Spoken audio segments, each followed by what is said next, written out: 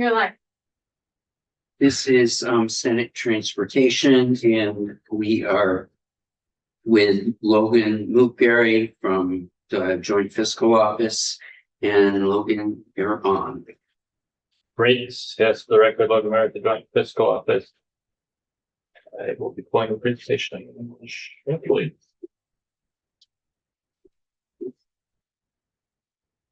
Same as yesterday, just a couple slides, get you thinking about MBUS and road usage charges and all that fun stuff before you hear about the details from the state themselves.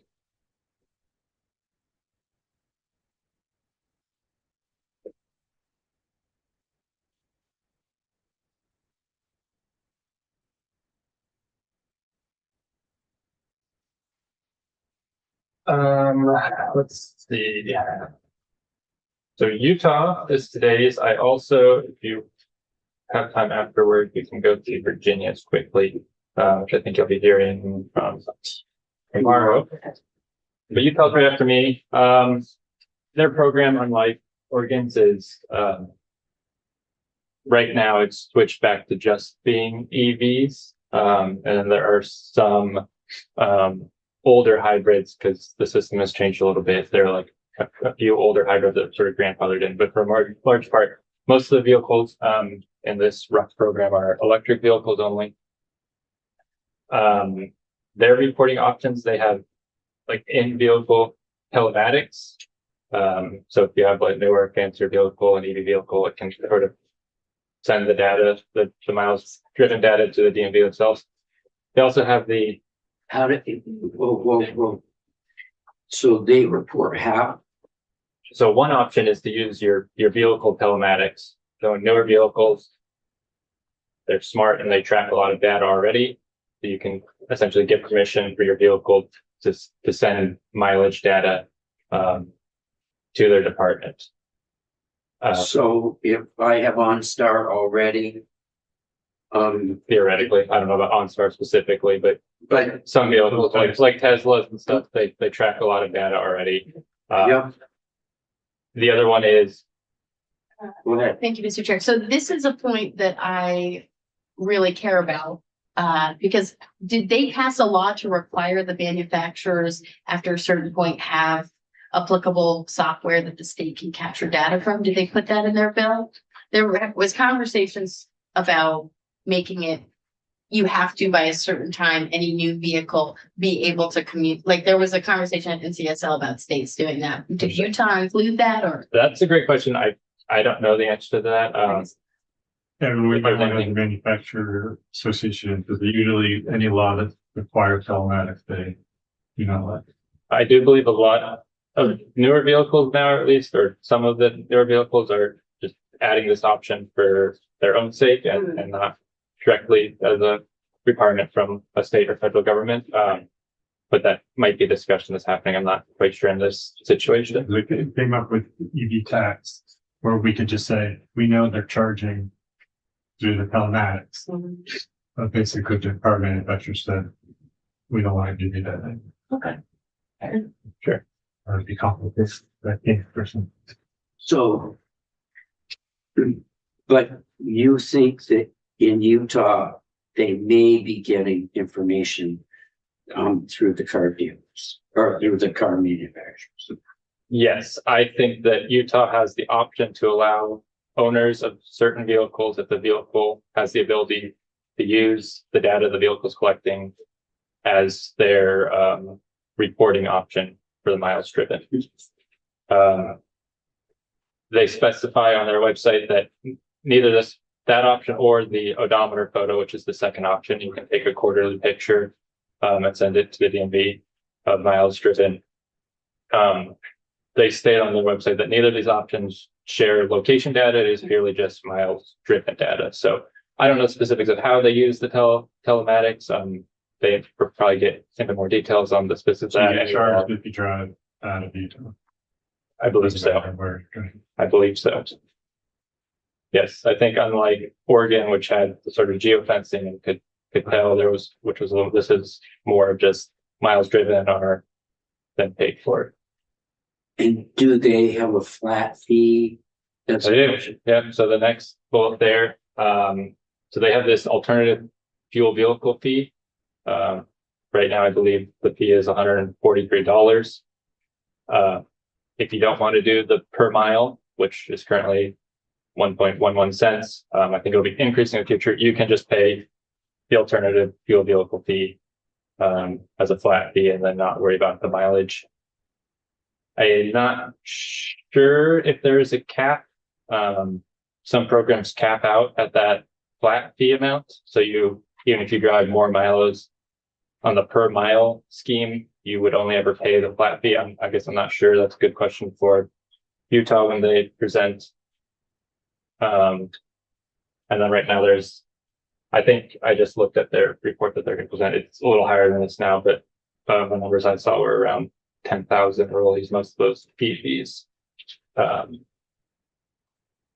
then Their fee equals 12,900 miles. They're assuming they pay the flat fee is just around at that 13,000 miles. That's around 13,000 miles. It's the flat fee. a lot of states try to estimate what they think the average driver drives in a year and then set some sort of fee based on that. So Well, the national, the national right now is like 13,000. in that area, yeah. In that area is what, they're estimating the average driver drives, so. If we look at Virginia, you'll see they have a highway use fee that adds in miles per gallon, and they have a formula that sort of calculates average miles driven in the state with the miles gallons. We can look at that. And they have something that's capped at 26.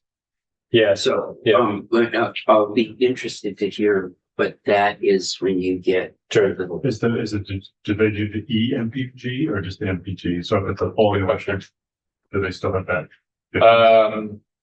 That's a good question. I think they don't specify between the two, but I guess I don't know. So finish with Utah, then you can do the Virginia. Yep. So does Utah's plan, is this designed to just replace gas? Or did they? I believe I should clarify with them when they present, but I believe it's supplemental. I don't believe they're getting rid of the gas tax by any means, but just trying to capture the lost revenue from EVs and those higher efficiency And vehicles. is it just electric vehicles or is it hybrids or? Yeah, I think right now it's just EV vehicles. I think in the past it was more than just EV vehicles. I think they've sort of changed their program up a little bit. There are some like grandfathered in vehicles, which you'll see in the presentation coming up. They get into a little more detail on the specifics of it. I mean, vast majority of the vehicles in this are just EVs right now, though, is my understanding. And then this I found on a report that their legislative research and general counsel. I also believe the presentation you're about to see has an updated and goes into 26 data. But you can see in the early years of this program, expenses for setting up the program and running it, administrative costs outweighed the amount of revenue they were seeing due to the sort of small portion of vehicles that were in it and the amounts that they were paying, sort of thing, and just the high upstart costs. And then in 25, as they've sort of worked through their system and made changes, they've been able to reduce cost as well as increase the amount of vehicles in the program. You'll see on the next person's presentation in 26, the sort of revenue gained is significantly larger than expenses, and I'm guessing they're hoping that will continue into the future. This is just the sort of the per mile fee. They'll also show a chart that has the flat fee. Much more people are paying the flat fee portion. But I'm guessing as adoption of this RUC program sort of increases, you'll see the revenues outweigh the expenses. But in the beginning of these programs, as it's sort of a new thing being developed, there are a lot of upfront costs. Go ahead. Thank you, Chair. Do you know, Logan, if they, in their creation of their programs, really spelled out all of the details of how they were going to make it, like, how, did they spell it out in legislation, or was it more giving the option to the department, to AOT, to create and design it? Are we like in a similar process to how they've? That's a great question that hopefully they can answer. I'm not sure sort of all the steps and what their thoughts were when they designed this process. So I'm sure whoever presents will be able to sort of. Like, were they planning on this? Like, did they assume that these were the numbers, or? That's a great question. I can't answer. So.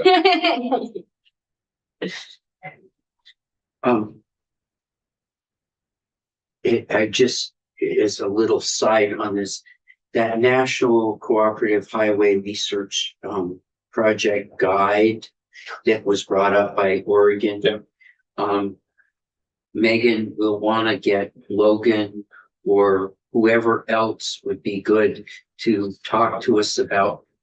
And you and Megan. Yep. It doesn't have to be you, but I'd like to go through the guide and have somebody lead us through that so we can feel more comfortable to use it. And Yep. Figure something out. or is there somebody that put that together that can talk to us and what their goals were? Yeah, just Sure. Yeah. Yep. sorry, that's a little off the beaten path, but not too far. Do you want to go to Virginia real quick? Yeah, that would be good. So the Virginia's RUC program is sort of based around this highway use fee that I mentioned. It's on electric vehicles on their high efficiency vehicles achieving at least 25 miles per gallon. And they give the option of either paying this flat fee. They can participate in this MBUF, or they call it their mileage choice program. And then they can pay based on the actual miles they drive. So that equation down there at the bottom is how this highway use fee is calculated. Yeah, I was like, I can't figure this out. Yeah, so they determine the average miles traveled for vehicles in the state to be 11,600. Oh, okay. What you're essentially doing is taking the average cost that a vehicle would spend, subtracting out What's the fuel spent, right? I'd have to go Is it? now. But is that a per mile fee or That's the gas. That's the tax rate. The fuel tax rate, that's the gas tax rate. So it's trying to look at what the sort of average vehicle. and it's the fuel tax rate per gallon or per I'm guessing per dollar? gallon, You know, per I think it's a per cent gallon, but I could, Yeah. I think on We don't need their to page, go into that, just their page, the sources there go into more detail than. do they have an example of like the average Virginian pay? Yeah, and there's I can pull it up if you want. There's a breakout of like, you have this miles a gallon, this is what you would pay. You have this MPG, this is what you pay. So it's trying to get at the loss in gas tax revenue per miles per gallon above the average. And so that's essentially what this equation, it takes 85%. That's the last number of sort of that difference between the average and what your car is. I think that's more fair. If it has an MPT, if you're gonna do it for all. I don't know if I call 25 miles per gallon highly efficient, but it's Was the more efficient. It's what they chose, yes. But Yes, yeah. But that it depends on how much gas you're not using. Right. Instead of just putting everybody in the same boat. Did they have, to that point, did they have a fee bait or anything separate from this? Like, it seems like they're trying to get a little bit. I don't believe so. But Oregon had this too, right? They had the MPG. Yeah, Oregon had something similar to this. Oregon also gave a rebate, a tax rebate. Right. If you did this program on gasoline, I don't believe that Virginia does the tax rebate. But again, hopefully this is something that they'll go into more detail when they present on Friday. And then I couldn't find, this is all their state revenue sources. If you sort of want to compare what this program, the highway use fee at the bottom is estimated to bring in comparatively to like motor fuel tax at the top there, and their motor vehicle sales and use tax, stuff like that. They have different ones than Vermont, obviously. Where is the, The motor, so it's the highway use fee, third from the bottom, oh, at $65.4 million. I couldn't find just the like mileage per mileage portion of that. They just sort of combined it together. So this is the flat fee, as well as the per miles fee. and you don't have an example of what the flat fee or the per mile fee is? I can show you. Pull it up here real quick. Oh, this is a little different. Mm. It's fine.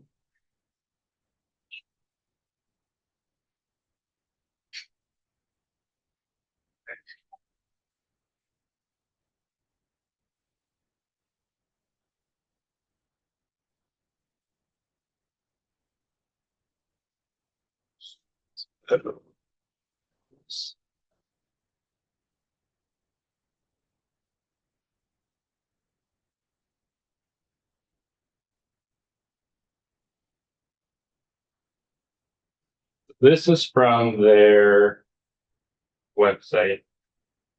This is an estimation of that highway use fee chart. So right there, their current tax is 31.7 cents per gallon. They have an annual set out for all electric vehicles, right? So if you don't have miles per gallon, just pay 131. Okay. And then here you'll see, based on your miles per gallon, you pay an additional fee.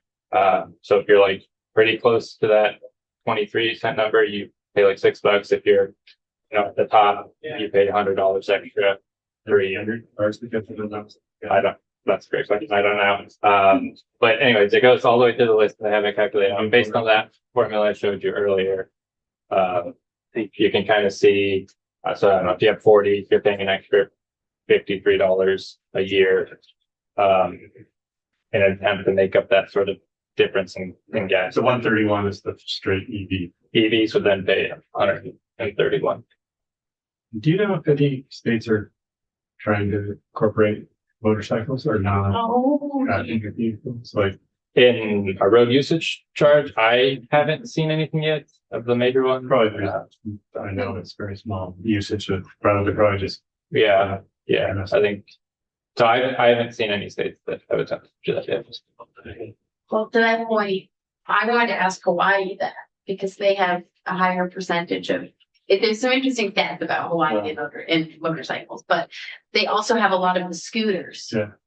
So, but I should have thought to ask them of places, they probably would have the highest density of those, but we should do it on motorcycles if we're gonna do it in Vermont, because there are electric motorcycles and there are like battery powered scooters that you have to register as well that don't use gas. But no e-bikes.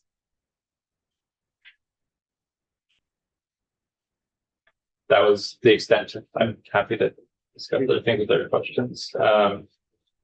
I will say a lot of their DMV websites are very helpful if you're just sort of interested in how it works from a personal standpoint. They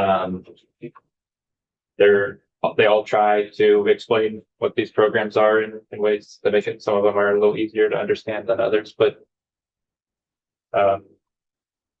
yes. Where are we at the state portion of the gas in Vermont? How do we compare to 30 months? 33 or 4, depending on the fluctuation in the assessments. So we're not too far from what this is.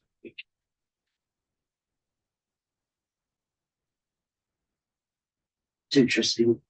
They're a little different, each one of them, but there's similarity between all. Yeah, I've been trying to keep a list of like, what are the main components that people all seem to have, and one of them is a lot of them seem to have a cap or a choose your own adventure option, basically. Yeah, they all seem to give an option Yeah, so that's something we should, and ways that people can if people elect. seem to be picking the fee now over the other option and giving it, it's like the jump between Hawaii. But here, like, they don't offer the option if you're an electric vehicle. Oh, To what? You just have to pay the flat. I think you can do it for mileage. Well, then how are they calculating the MPG? I think it's per mileage, so Oh, you mean just the amount, so they're not doing this calculation? but You then do. Not the hub. you take the So if you were a lower user in, Hold back there. in, They just have that. You take the 131 and divide it by the 11,600 average miles to get your per mile cost. To do the math to figure out what that is. But essentially just, if you're doing the per mile program, you take what your calculated HUF would So be. if you're over the miles that they use to calculate 131, you want to stay with the 131. If you're under, you might go to the mile. so, and what's the rate, because here you say miles per gallon rating of 0.85. So below that, would they tax it? You could pay lower based upon that? I'm not sure I'm following your question. That was just part of that complicated. Yeah, If you're in the Or formula algorithm. and you're at the bottom and it says vehicles miles rating 0.18. Yeah, so they take the whole equation, the difference between the state average and your vehicle average, and then they essentially use 85% of that difference. I don't know why 85 was chosen specifically. That'd be a good question for Virginia. Maybe they have Okay. some reason behind it. Maybe as a way to make it not just a straight equation. I guess I don't know the question, but yes, they apply sort of it's not a 100% of that equation. It's 85% of that. And do you know how they're doing that? Is it an odometer reading or GPS? But no, Did you already talk about that? I might have mentioned it. Maybe I didn't.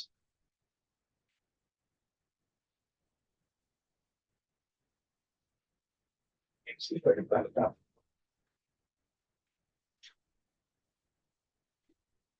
Yeah, motorcycles are exempt, isn't Oh, it?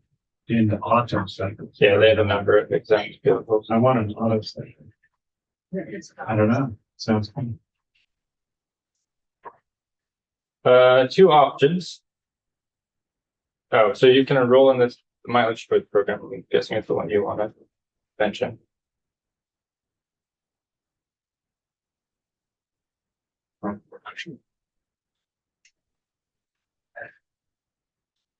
So they have a device.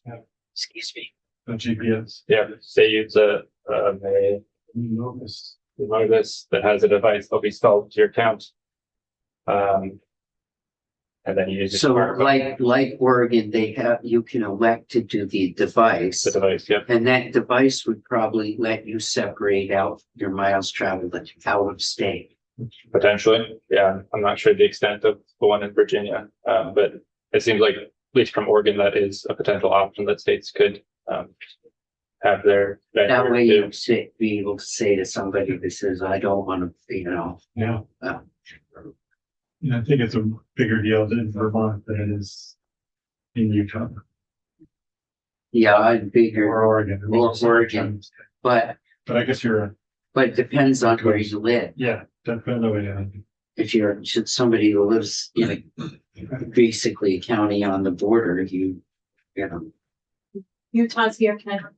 Yep. Utah. We're going to Utah and Oregon. Park City. Yeah, it's pretty cool. Yeah, we can just go to Park City. We're gonna go to Park City, then we're gonna go up, if we can stay at Timberline, that would be my preference. I love Timberline. And then do Hawaii. I've driven through Utah, but it's beautiful. But I've not been to. I know Utah. Just relax. Yeah,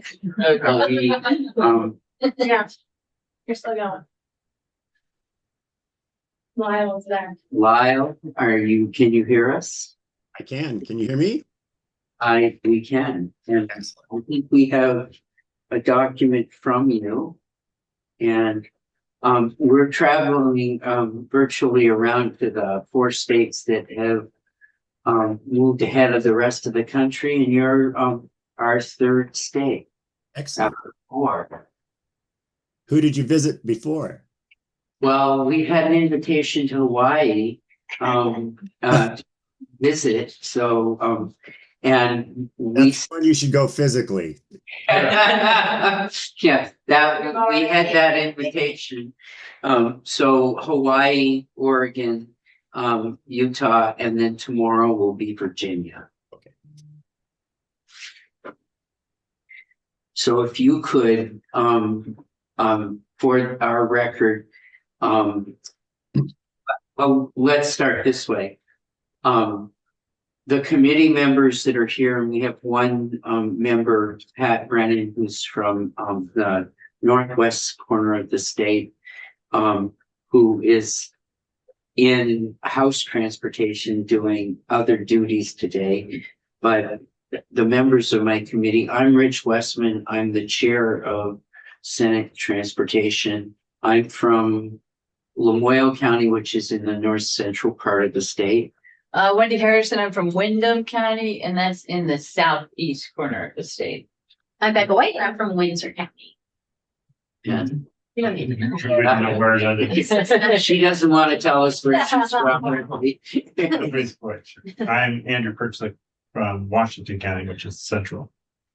And Lyle, if you could give us your name and your a little background, and then we'll go into your presentation.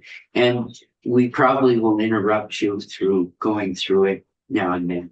Okay, wonderful. My name is Lyle McMillan. I'm the Director of Strategic Technologies for the Utah Department of Transportation.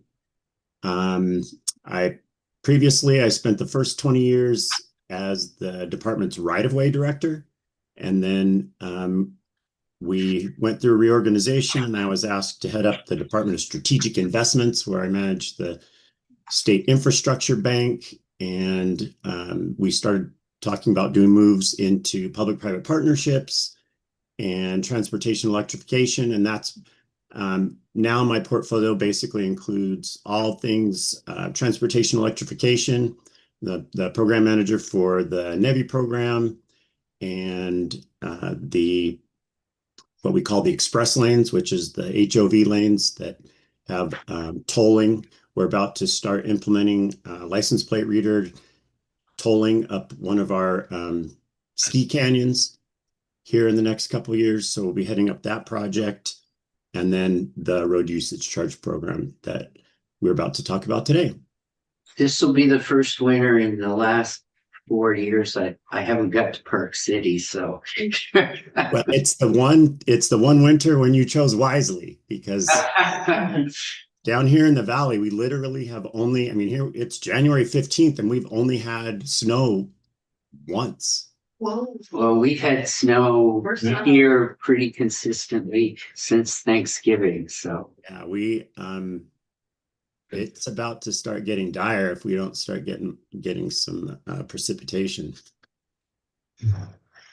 Well, I could get up and leave and go skiing now, so. But if you want to move into Okay, your wonderful. tell us what you've done. We're trying to learn. All righty, I am going to share.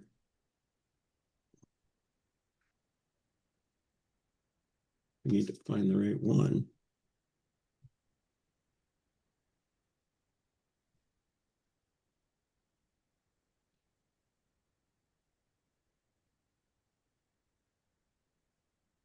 All right, can you see Yes. the presentation? Yes. All right, let me find it. We're in the presenter mode. Yeah, there you go. It is, no, it's All right. We there? Okay. Yeah. So, there's my contact information. You can also get that from Megan. All right, so just really quickly wanted to give you some background about what is happening in the state of Utah. But first, we'll go to the national perspective. This is, we need to update it. It's only through last August. I hope we have you correctly up there in the Northeast, but it's basically, we've been trying to keep track of all the states' various progress in terms of if you have a black lightning bolt, there's legislation that's been enacted with an EV charging tax, like we have. If it's been introduced, it's a white. If there is legislation about RUC or miles-based user fee, then you'll see stripy, and those are the 4 states that you're visiting. And then green if there's an annual fee on an EV, and yellow if it's been introduced. And then you see there's combinations of all of the above. And then we've been trying to also kind of keep track of what those fees ranges are and the EV tax ranges, so that you have a kind of a quick sneak peek about what's happening across the nation. And is that, some states have annual fee and a tax, or is that where? Yes, we do. And so the annual fee is like the annual registration fee. And we also have, if I take my electric vehicle to a public charger that makes me pay to charge my battery, then there is a 12.5% EV charging tax on that amount. So that was get you out of staters. Yeah, that is the intent. Given that, that the assumption is that 80+% of a local residents' EV charging will be done from their home garage. All right, so our history is that we have been at this for over 20 years. We started this back in 2003 with the Legislative Task Force to analyze mileage-based funding. And I'm not going to go into the reasons why. I think that's why you're here, is that we're seeing that as we have higher efficiency, even fuel vehicles, and stronger push towards alternative fuel vehicles, our funding mechanisms are being impacted. And so we saw this, our legislature commenced a study. The result of that study made some recommendations.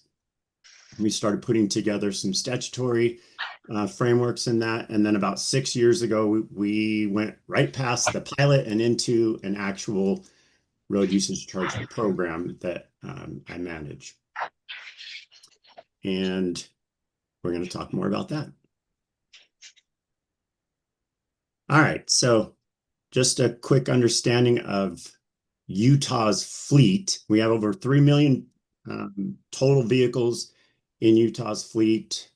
A little bit about Utah. It sounds like you know a little bit about it, but we have about just under 3.5 million people in Utah, and 85% of us are here in the Salt Lake Valley, which makes, we have basically 4 or 5 metro areas, and that makes the rest of 95% of Utah is rural.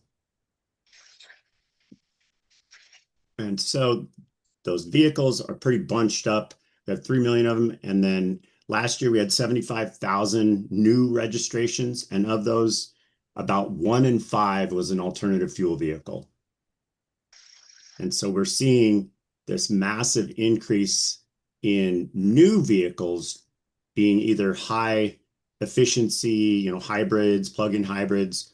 And we actually had another 14,500 EVs, which don't pay fuel tax. And so we wanted to, we're working to figure out what is the best way to help them contribute to Utah's transportation system in a fair way. So the elements of our system is we chose a couple, I want to say, foundational principles. One of those is that we wanted to keep as much of the possibilities of technology and future technology available. And so we have 2 major methods. One is telematics, where we let the car tell us how many miles they drove. And then we've worked to mitigate any of the potential privacy concerns that are that surface with that. And then just a plain, I call it DUMRUC, and it's just basically a digital odometer capture. And I'll talk to you more about what the costs associated with those 2 choices are in a little bit. But I mentioned the privacy piece, and basically we have got it to the point where we pay, I mean, as you know, government, the story I like to tell is I can find out a lot about you by going to your Instagram, your Facebook, your LinkedIn. But don't you dare know anything about me, government, you know? And so we understand that dynamic, and so we've made a lot of work, and we pay extra. So for instance, we have a vendor who does that for us, and on the telematics side, we have a vendor who then has a vendor who goes to to the Smart Roads to get that information, and then Smart Roads gets that information, gives it to the vendor, who gives it to our vendor, who gives it to us anonymized. And every single one of those steps costs money. And so what we're trying to do is figure out how to reduce the middleman and still keep that privacy feature. And one of the things that we did that was significant is we just recently changed our contract after the first 5 years to a new vendor, and we eliminated the OBD2 port option, which was a device that you stick in your OBD2 port underneath the dash. And it was expensive, it was kludgy, and we couldn't figure out, it was very difficult to anonymize the information. So we just went away from it. Vehicle types, we initially started all of the, oh shoot. I am sorry, I'm gonna need to take a really quick break. Is that all right? Yeah. Sure. I'm so sorry. There's somebody at the door that I've been waiting for about a week. I'll be right back. We'll be here. Thank you. Do you want to go offline? No, let's just leave it. Okay, another similarity. Downside, working at home. Another similarity is they all seem to have major outreach campaigns. Yep, all of it. All across the board. So I think we're gonna have to think about that. And they've been working on it 20 years. Yeah. Well, we've known about this issue 20 years. Yes. So he was saying they got rid of the GPS thing you plug in. Is that the digital odometer, or is that he's already back. I'm back. I am so sorry. I just was like dreading that this was going to happen, and of course it did. You know, life happens. I think we'll get past this. Thank you. And my wife, I told her, like, hey, if they come while I'm on this presentation, will you please try to get the door? And Things don't always she's happen. mortified because she was about to get in the shower and she ran out, and she's concerned that We got concerned that the FedEx guy understand. has a picture that he's never going to unsee. Thanks for coming. Well, okay, I've never been more awake than I am now. Okay, so we were into the vehicle types. Initially, we had all electric, plug-in hybrids, and gas hybrids, and we realized that it didn't make a lot of sense to have the plug-ins and the hybrids, especially the hybrids, because they do pay. They do get gas, and some of them, like I had a Lexus 450h hybrid, and got 24 miles a gallon. I mean, it was more money to be in the program than we were deriving out of it. So we've been phasing them out. We have less than 300 out of over 12,000 that have been grandfathered, and we're just slowly moving them out of the system, and we're just taking care of them through the registration fee side of things. Another issue that's important to us is that we wanted participation to be voluntary. And so we've been trying to figure out how do we keep that dynamic and still meet our program objectives. We want to, again, technology forward, so everything's online. And we do not, I don't know how it is in Vermont, but the DMV is not part of the Department of Transportation. Is that the way it is in Vermont? No. So we've had to do quite a bit of work and develop partnerships and connections with the DMV to make this work. And one of the other things I'll just say is that we realized early on, initially we wanted to be able to do it so when you buy an EV, we want you to be able to sign up for a road usage charge if you want it. And the Auto Dealers Association was not as enthusiastic about that concept as we were. And so after a few engagements with the Auto Dealers Association, we realized that perhaps we ought to make, basically we made a tactical decision to create that opportunity at the first annual renewal opportunity. So if somebody buys an EV, they just paid the regular registration fee for an EV, and then at their first renewal registration opportunity, they get a pop-up that says, hey, would you like to know more about road usage charge? And we are getting between 400 and 600 new enrollments every month now. Now that we have, now that EVs are coming online more and more, like I said, we just passed 12,000. I just learned yesterday, and we're growing about 400 to 600 participants a month. So we're scaling whether we want to or not. And then on the commercial account manager or CAM side, one of the things that we did in the previous 5 years was we had a monthly billing. We've gone to quarterly to reduce expenses, and a prepaid wallet, which means that if as people get to a certain amount, it automatically charges them an amount of their choosing with a minimum of $25 it will charge their credit card so that they always have something available to charge to at each quarterly statement.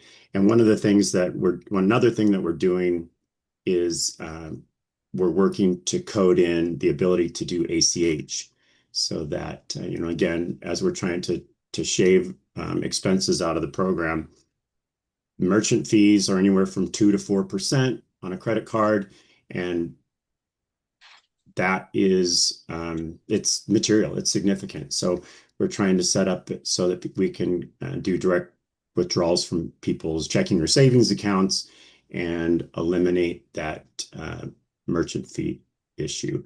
Plus, it's really difficult. Like we are finding that as we get more and more scale, we're having to spend more and more time and resources to go after people whose credit cards have expired or they've been reported lost or stolen and got new ones, and then trying to get on their radar to update their account information is more time than we would like to spend. All right, so we'll go back to this odometer versus telematics conversation. And question. That on that last slide, you had the voluntary, whether it's flat fee or the RUC, but the whole program, like that's voluntary where they want to do the RUC or the flat fee, but they also have to pay a registration fee. So that the registration is not voluntary. Like, I guess what's the voluntary part? Just whether it's a flat fee or REC, that's the voluntary? Yeah, so that's a great question. So for my EV, and it's getting up there, when I registered a couple months ago, it was $450, of which $143.50, which is now $180 as of January 1, $143.50 is the transportation part. Okay. So there's over $300 worth of registration fees. And so that voluntary part was the $143.50 that I could choose to pay all at once or join the RUC program and pay by the mile.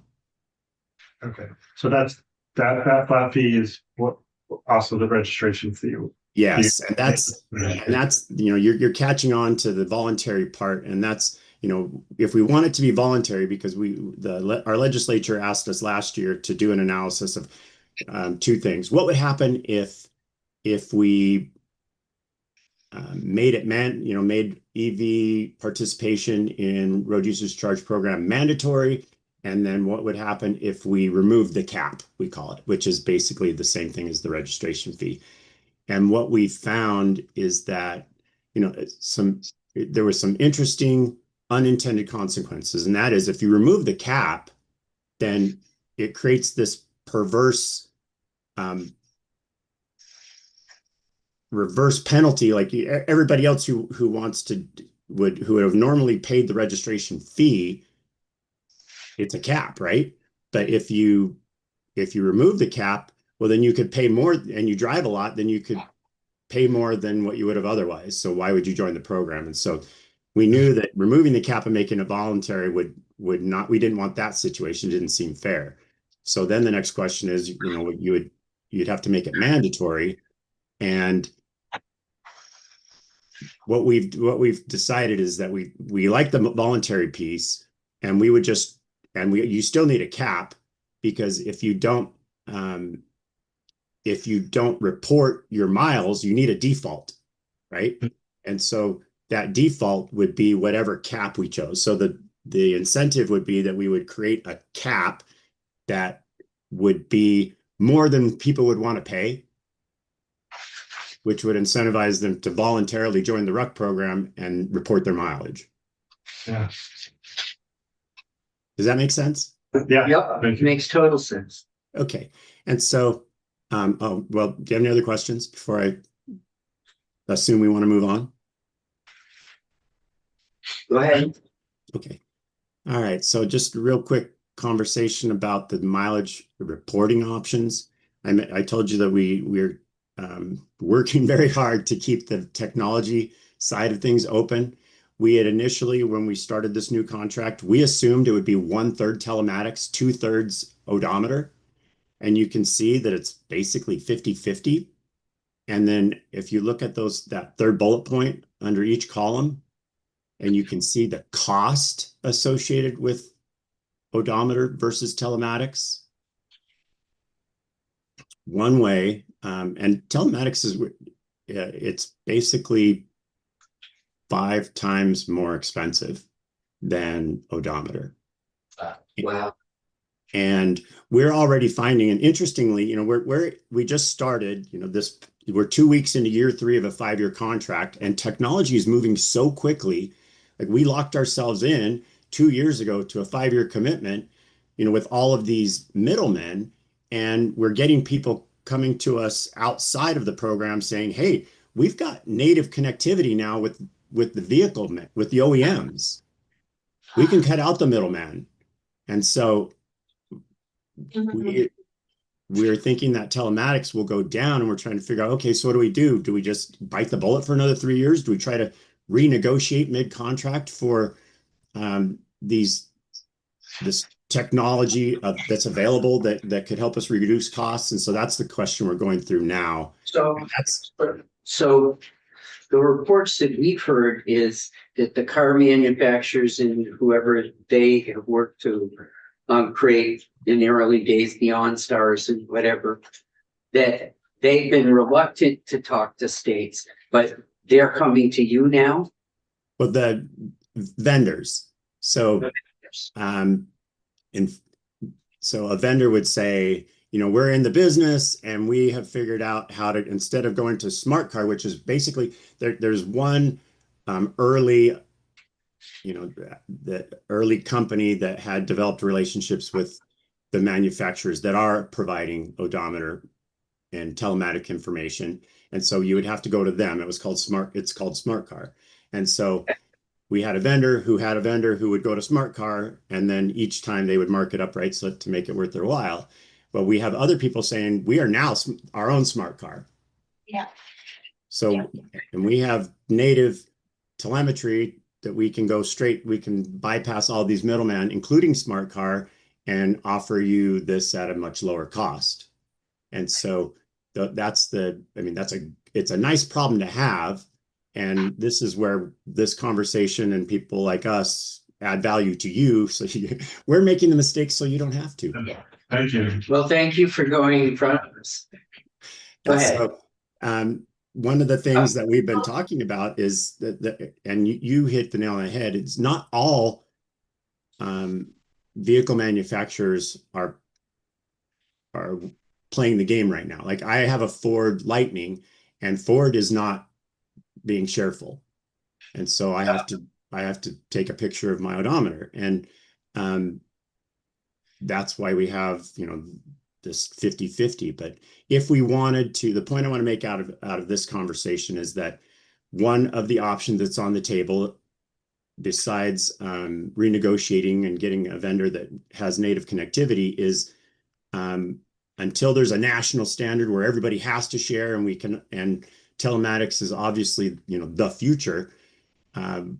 If we needed to save costs, we could just say, we're going to go straight to odometer, knowing that telematics is available in the future, and be able to cut our costs by 80%. Okay. Does that make sense? We have another question. Well, thank you, Mr. Chair. So I had actually had some conversations at NCSL where certain states were considering requiring that manufacturers by a certain date have their vehicles have capability to share data. And this isn't, if you've got an old Corolla, this is if you're buying a brand new car in like the next 5 years. Did you include in your legislative creation of this any requirements on manufacturers? Or No. this is where the market is without any? Yeah, I don't think we're big enough to move the needle like that. Like we basically have been relying on ZEV states like California and Colorado to advance that needle. Oh, maybe that's the actual. Thank you. That's a really good point. Maybe that's a longer term conversation. We are a ZEV state. Oh, okay. Yeah. So we are not. And so we're riding the coattails of you. Thanks. All right. So our program, you can see over the years, and we have the flat fee, and that also becomes the cap as it's progressed through the years. This year in the legislation, we had a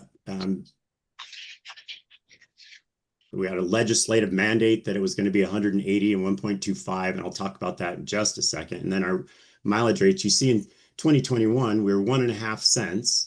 And then we had a legislator who wanted to incentivize EV adoption. And so we reduced it by a third and are moving our way back. And we won't get back to our 2021 rate until 2032, according to our current legislation.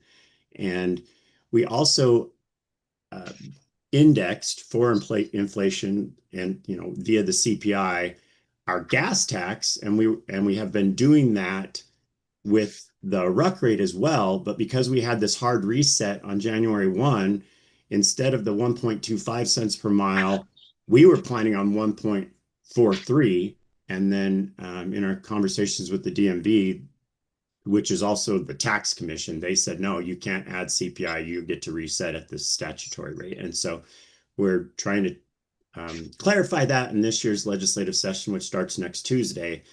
But we also, I was at a tolling conference last May in Oklahoma City, where one of your folks was also there. And it was really interesting because we had done some analysis and came up with the gas tax neutral RUC rate. And it was the exact amount that you guys came up with.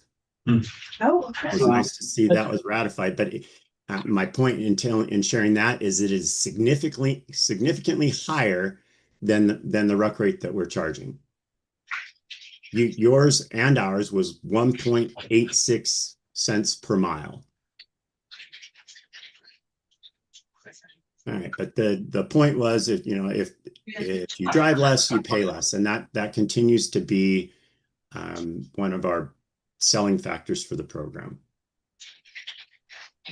And then I've already explained that in the previous slide, but you can see how over time we've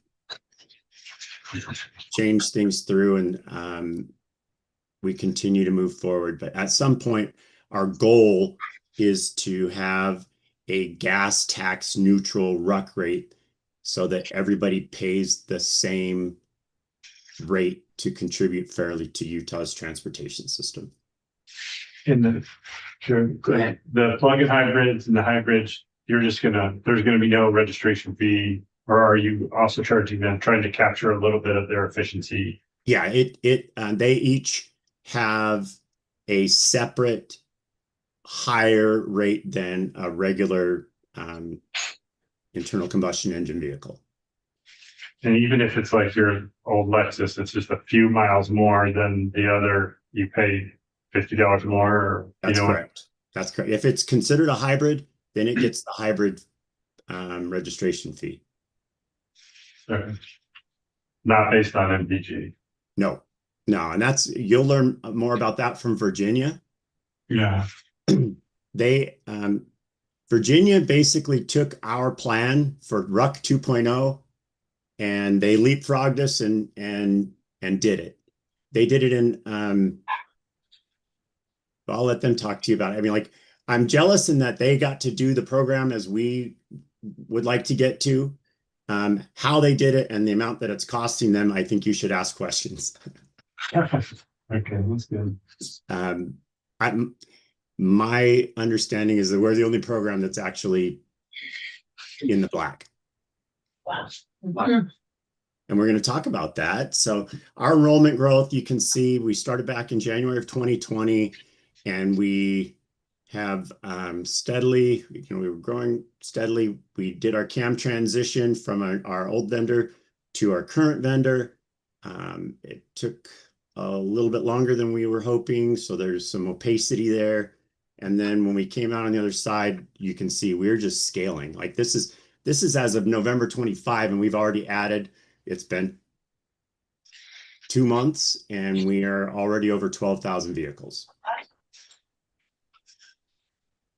So we're adding a lot of cars, and we're learning things about that too. We're growing a tiny bit faster than we would have liked, but it's a nice problem to have.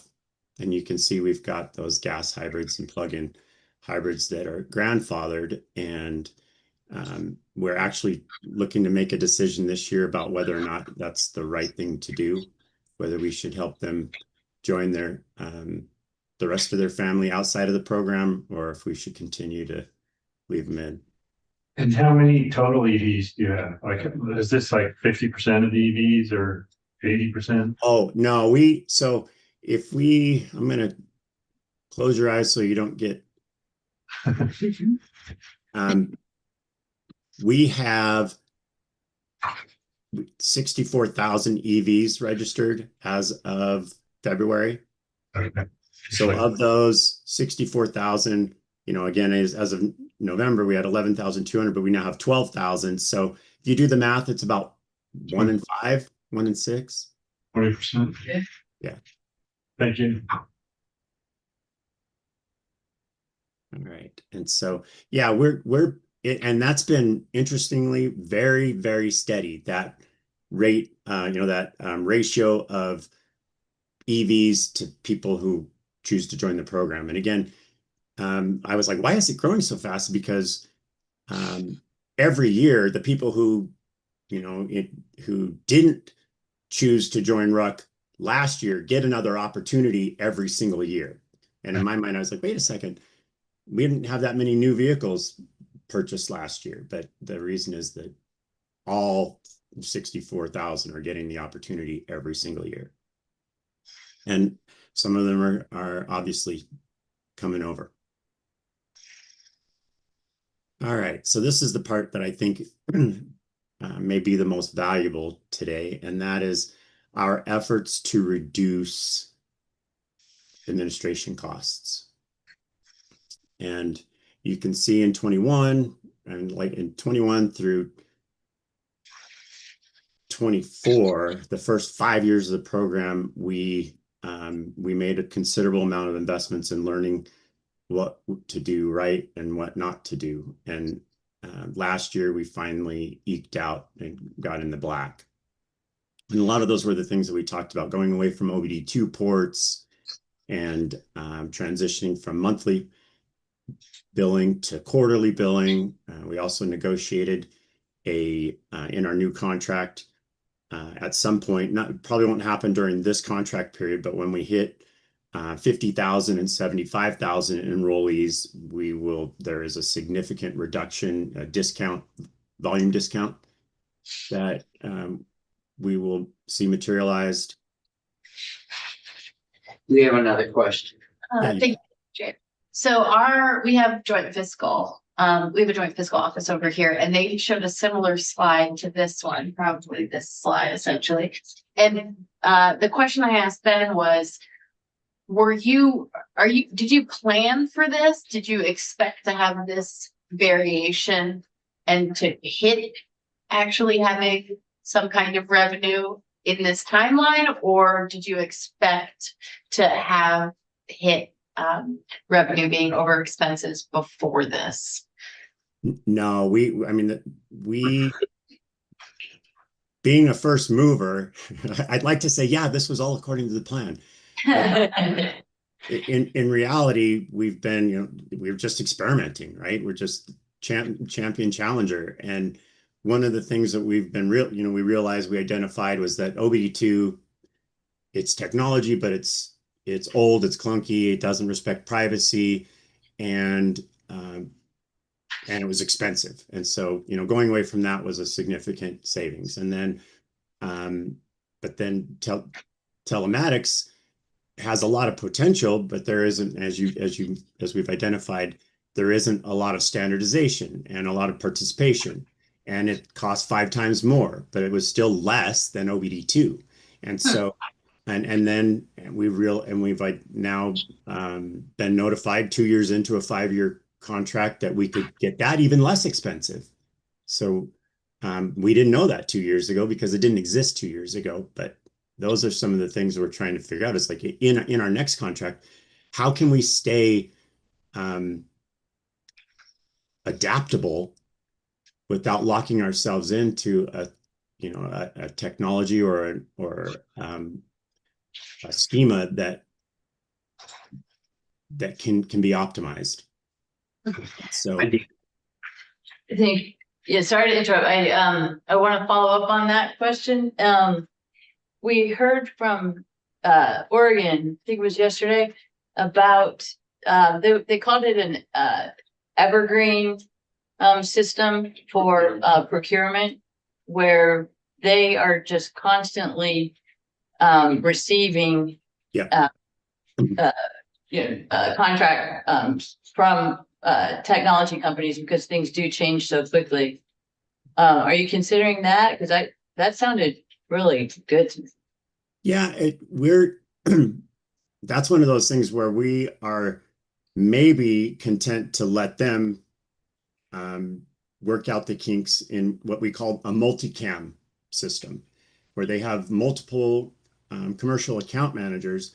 One of the one of the concerns that we have about that in Utah is that we really, really want to see what happens to our admin expenses when we get those volume discounts.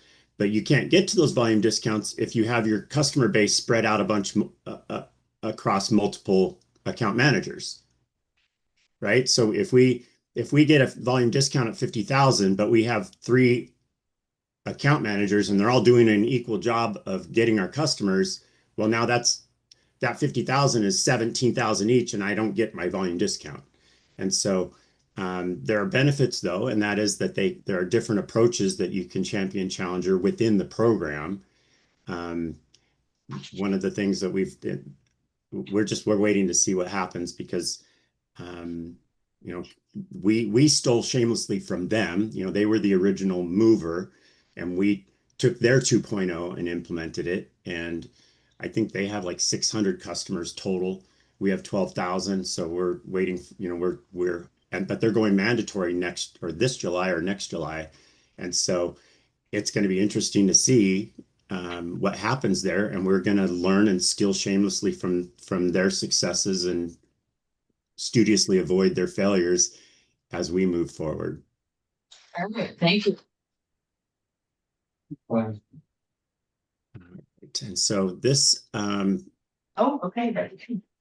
yeah, so this you can see where we came in last year, and as we continue to scale,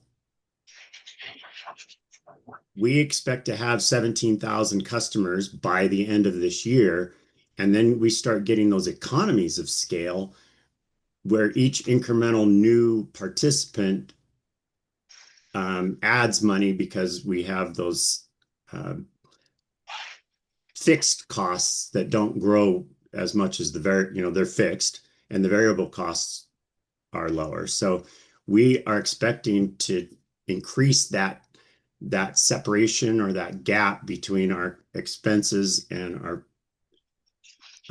our revenues a lot this year. And then I also told you about, when we get that 50,000 customer piece, which we expect maybe in 4 or 5 years from now, then you can see there's going to be a significant amount of awesomeness in play. And things are already happening. In that last Friday, got called to this semi-emergency meeting where our local governments have it's got out that we are in the black, and so now they're like, where's ours? Where's our piece? When are you going to start sharing? And so I had to negotiate a cash flow amount that stays within the program so that we can do operations before their spillover goes, back into the transportation fund. And again, nice problem to have. Yeah. All right. Any questions on this guy? Program that costs the transportation fund more money. No. All right. And then you can see we're still we're still a small player when you talk about what are we doing with RUC versus flat fee. And flat fee is still significant, because again, we're only 1/5 of the total customer base, and we're just eating away at that slowly. And there could be some things, like we said, if we wanted to encourage more participation, we could do some things with the cap to encourage that. And additionally, we would, over time, hopefully sooner than what is in the current statute, we'd like to get to that fair. And this is from somebody who owns the EV, that fair gas tax neutral RUC rate, so that everybody is contributing equally to our transportation program. All right, and so I've mentioned them early, but I'll just review them really quick. The things that we have done that as to reduce costs is moving to a quarterly instead of monthly billing and statements, doing odometer capture via smartphone, adding telematics. And again, we could reduce it even further if we, as we try to figure out how to eliminate the middleman. And then a big one was reducing those plug-in devices. I wrote a check for $90,000 to our previous account manager just to pay for the OBD2 ports that our previous customers didn't send back. That was no fun. System improvements, again, quarterly mileage instead of monthly, because we spend a ton of time. And that's one of the things we're trying to figure out is what is the correct balance of communication, because I'm noticing that there's a lot of customer fatigue in terms of the amount of communications that we send out. And then being on the tolling side and on this RUC side, I don't know if you guys have been getting them, but every couple months we just get a deluge of these scam texts, and so it's really hard to communicate. No, we're the real one. You need to pay attention to us. Don't ignore us. Don't block us. And so those have been really interesting, trying to get through. Try to figure out how to be seen through all the clutter, and then again, simplifying our data collection just to get just mileage. And then we continue to work with our DMV partners to improve that registration and renewal experience.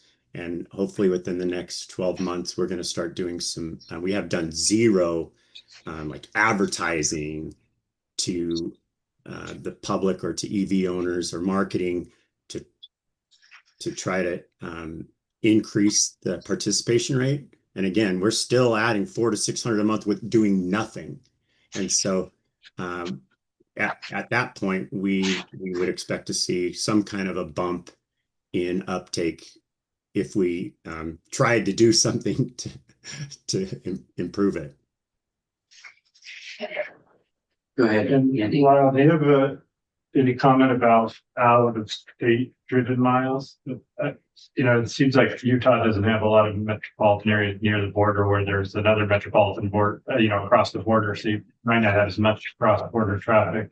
The closest that we have, that's a great question. And we actually, we were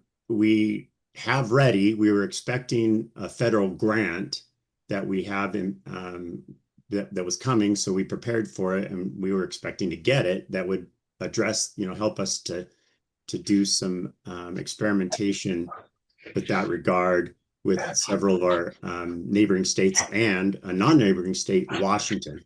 But that grant has not materialized.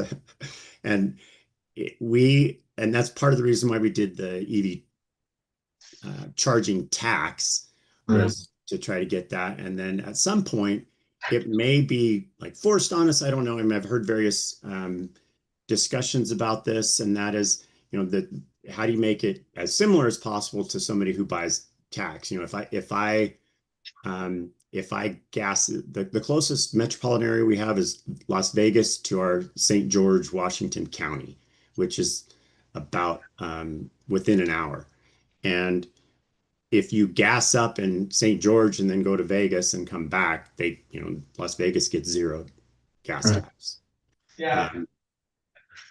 And so there's, that's kind of the concept that we've been hanging our hat on to defend against, because the other piece is we could do it, but it would require technology, geofencing.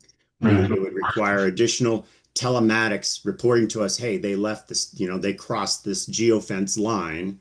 And oh my goodness, we did experiment with that a little during COVID and it didn't go well. Just the geofencing, people coming into the state or whatever, telling them, in Utah, you need to mask up or whatever. And people didn't appreciate government knowing that they had crossed invisible lines. So that's something, I don't know if it's a lesson that we learned, but it is an ancillary data point that we want to keep in mind. But we're aware of it, and at some point we may be required to do it, but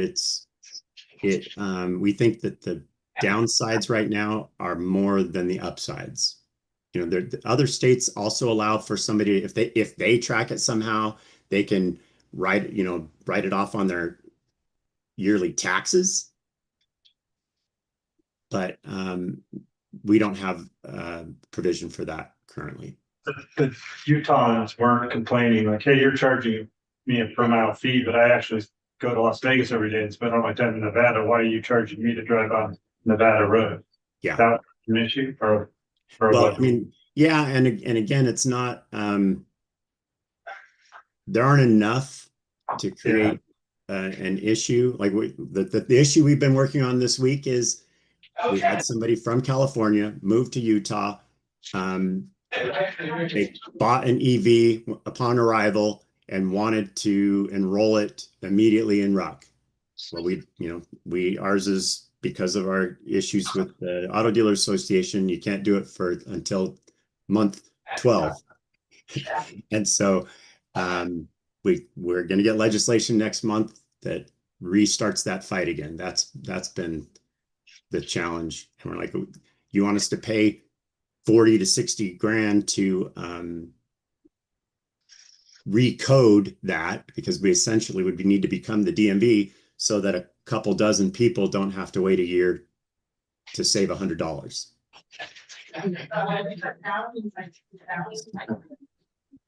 So those are some of that's the main one we're dealing with right now. That shouldn't be an issue for us. So have you, so in all, I get all the pitfalls and have you had the conversation with, the vendors, about what the cost would be to, have a system that allowed them to track in more detail across the quarters, for example? It exists. I know it exists, but have you had the conversation with them about No. what it would cost? Again, we are not big enough to move that needle. You know, we only have, and we have literally 12,000 vehicles that are in, that program, in a sea of hundreds of thousands, if not millions of vehicles statewide. We just they don't even know we exist. Okay, thank you. The real, you guys in the ZEV community who are actually, I don't want to say driving, but influencing the way things go, are the ones that we're relying on to move that needle. Okay. And I mentioned this earlier, but we've actually updated ours based on the to 2026. So I'd be interested to see yours, but we have basically 2 fuel tax neutral rates that we are using for our Utah policymakers, should they choose to decide that it's time to have an even playing field. And that's 184 if we are not offsetting the rate for with the EV charging tax, because that EV charging tax goes directly into the transportation fund. And we collected almost $3 million with that tax last year. And then if it is being used, if it is to be used, if we choose as policy to offset the gas tax or the RUC rate with that EV tax, it would be 1.66 cents a mile. And then you can see our assumptions below. All right, and then this is what we're working on, trying to continue to reduce admin expenses. Our goal is to get something that is as close to the rack rate as possible. And so we continue to hammer on admin expenses, and then like increasing our value proposition, which is explaining to people what it is about the program. Because currently, if you drive more than 13,884 miles, which is the cap, then you're basically a participant would be better off, obviously, just paying the fee, because then they don't have to interact with us every 4 months. I mean, every 3 months.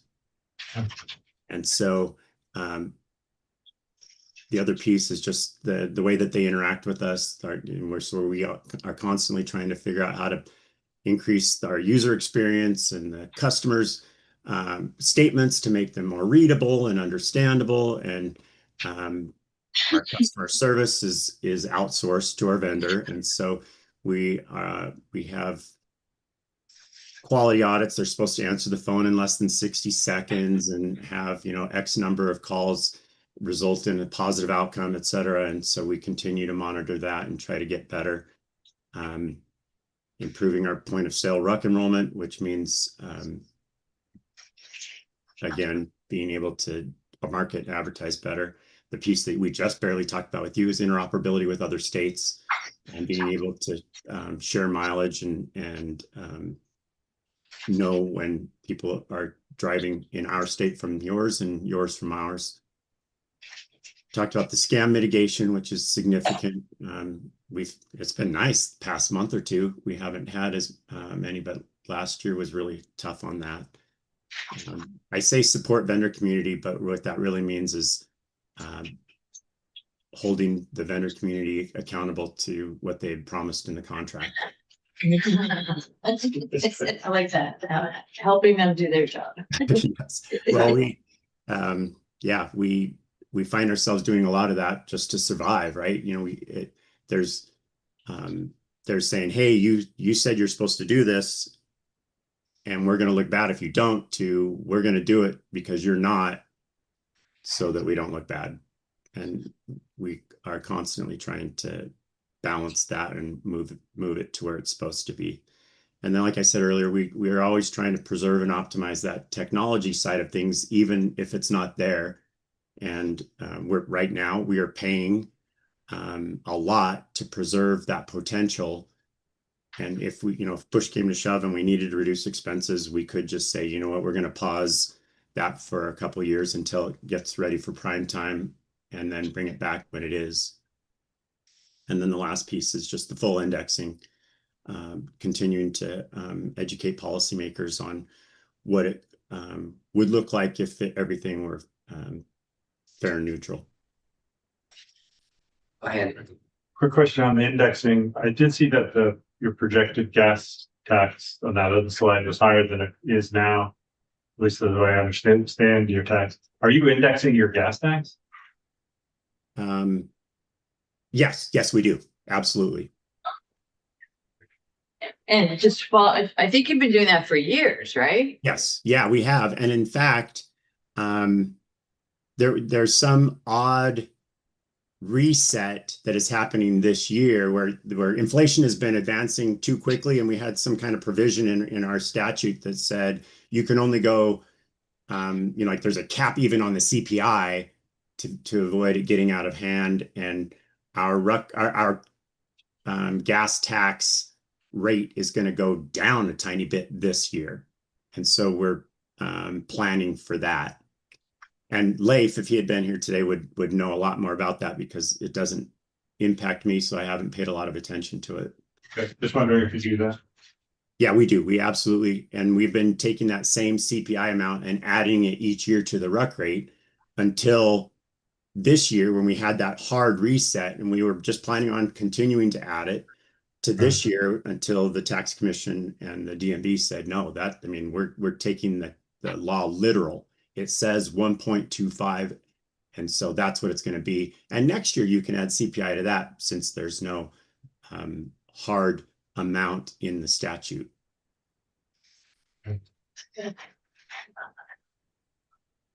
I'm from indexing the gas tax. I did the same thing. Still. Yeah. And then I also included, maybe I didn't, do you have a final page that includes this? Yeah. Yeah. Yes, we do. All right, that's your bonus content. And that is, we actually did some research to try to do a side-by-side, those 4 states, including Oregon's current and future, program their major program attributes. I'd love to get your feedback on that. It's one of those things where we were like, man, we need something, because we're kind of, that the beauty of being in government is that we're not in competition, we're in co-opetition. We want people to do better so that we can steal shamelessly from them, and we want to share so that people don't make the same mistakes that we did. And so this is our attempt to help people understand, this is what people are doing, and this is, how they're different and similar. Thank you. It's great. So, any last questions for Lyle? Lyle, you've carried us right to lunchtime. Wonderful. We are in the East Coast. This is very helpful. Yeah, thank you. Any further questions for Lyle? If not, we thank you so much. This has My been pleasure. very helpful. Your last chart is great. If you have any other questions, obviously, we love to share. We love to And, help. and Megan has all your contact and now so do we, so. Yep. We, very likely will be in touch. Well, it'd be our pleasure. We'd love to have more company. Great. Well, thank you so much for, helping us understand. All right, my pleasure. Great. All right. Have a great day. Bye. You too. And at this point, Megan, if you take